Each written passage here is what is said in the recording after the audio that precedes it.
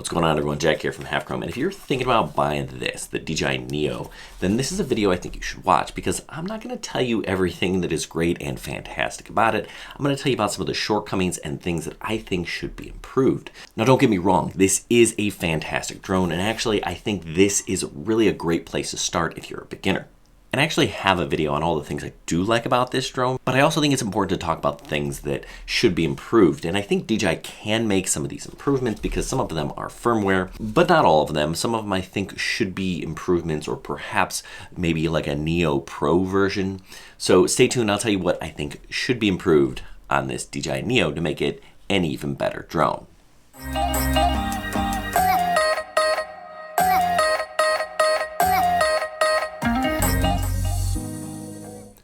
Okay, so this Neo reminds me a lot about an old DJI drone, the Tello. And yes, I know the Tello is made by Rise, but it's a subsidiary of DJI, so there's that. But basically, the Tello was their entry-level beginner drone, and it's fantastic. And there are three things that I think that this Tello still does better than the Neo, and one of those things I think we can fix. First, the Tello is only $100, right? So twice as expensive here. It is, of course, a brush motor drone. We've got definite upgrades here. I think that cost is actually justified, so that's not the reason. The other, this one could be programmed using drag and drop code. I could probably do that with some third-party apps, so that's not it either. The third is the way you can control the Tello here. Now, I can control it with my phone, and I can do that with the Neo, but I can only control the Neo in this vertical mode, and I find that a little bit awkward. With the Tello, I could turn it this way, and this is just a more natural feel. I also could connect this to a Bluetooth remote. That would be great for this, right? Because this one, while it has tons of remote options, they're all expensive, right? This is a $200 drone, and the cheapest option is $100, and it's really not $100 because then you need to buy goggles, and they're like $500. So why don't I have a Bluetooth remote option, much like the Tello? Or just the ability to turn my phone horizontally so it's a more comfortable feeling. That should be an easy one, DJI. I do really like some of the features like voice control. That's really kind of unique, and it works pretty well. The thing I don't like about voice control is if I'm using it and I want this drone to stop, I have to go through a whole process, and it's not responsive. Hey, fly, take off. Okay. So I'm going to show you what I'm talking about here. Take off. Hey, fly, circle. Here. Circle. I think it needs to respond a lot quicker in certain situations, like obstacles. Cool. This is pretty cool. Stop. Pause. Hey, fly, stop. Got it. Seriously? That was like 4.5, 5 feet. Why can't my stop voice commands, fly, stop, or pause, or whatever, halt, something that is a little bit different that would just get this thing to stop and stop quickly? That's a safety feature that should exist. Okay, a lot of people say it's basically like a little mini Avata. In a lot of ways, it is. The Avata is incredibly expensive, and the Neo doesn't have an inexpensive goggle remote combo. If I want to fly FPV with my Neo, I gotta spend $500 for these goggles, and I have to spend $200 for this remote, or this motion controller, which is an additional $100. Now listen, I'd love to be able to fly with either one of these things and not have to use the goggles, but that isn't even an option.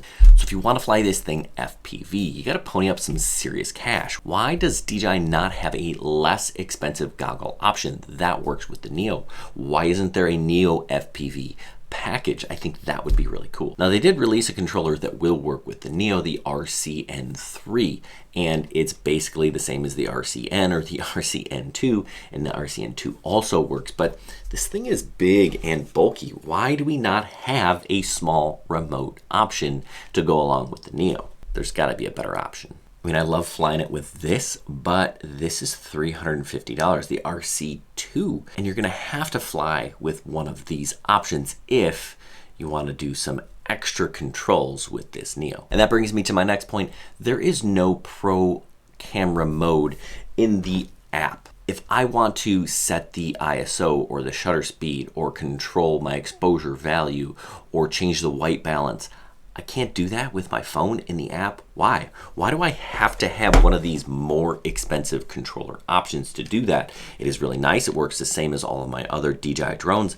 And there's even a spot in the app where I can look at some of those different things. Sure, I can control switching from 4K to 1080p. And if I'm in 1080p, I can change the frame rate. But why don't I have those other options that do exist? Because they are available in the software if I have one of these more expensive remotes. That needs to exist in the phone. Another curious omission is the lack of an SD card slot. I do like that I have 22 gigs of onboard storage. That is nice, but why do I not have the ability to add an SD card for quick transfers, for additional storage, for things like that? That would have been nice. That just seems like could have been done, but wasn't. All right, so one of my favorite things to do is to fly in manual mode or acro mode. And yes, you can fly this in manual mode, in acro mode, if you have this controller and these goggles. But it's actually kind of terrible in acro mode. It just seems kind of underpowered. Maybe something could be done with the PIDs. It just is not an acro flyer. Now I get it wasn't made to be an acro flyer, but it should be able to perform a little better than it currently does. All right, so let's talk about the Fly More combo. I got the Fly More combo. You get this nice charging base. You get 2 additional batteries, a cord. But you know what I don't get? A remote controller. You know what else I don't get? A bag or a case. Why is that not included? A bag or a case is a definite accessory that you're going to want for this drone or really any drone. And now I said before, I'm going to make a video on all the accessories that I think will help improve your Neo experience. If you want to see that, make sure you click the subscribe button so you don't miss it. These last improvements are things that I think would probably really have increased the price of the Neo because they're more hardware.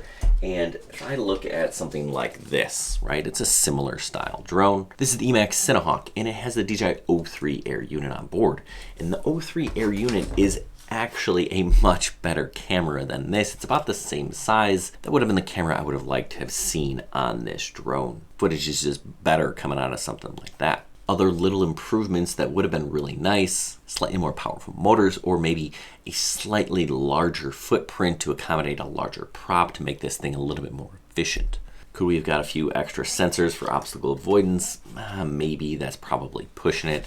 The sensors on the bottom do a nice job. That really would have upped the price on this $200 drone. So what do you think? Should DJI make those improvements to this? I think a lot of them can be done via the firmware updates, but also I think a Neo Pro version might be the way to go. Something that sits in between these two drones that has a better camera or maybe a dedicated FPV ecosystem to this, that would be really nice. If you want to see what I recommend in terms of accessories, help improve your experience with this, make sure you click that button. Or if you want to see what I actually like about this drone, I'll be making that video as well. If you're new to the channel, I don't just tell you why things are great. I tell you how they could be better. And actually, some of these manufacturers listen and end up making some improvements. So if you think DJI should improve some of these things, let them know. Send them this video. The more they see this, the more they're willing to respond. Good luck, everyone, and happy flying.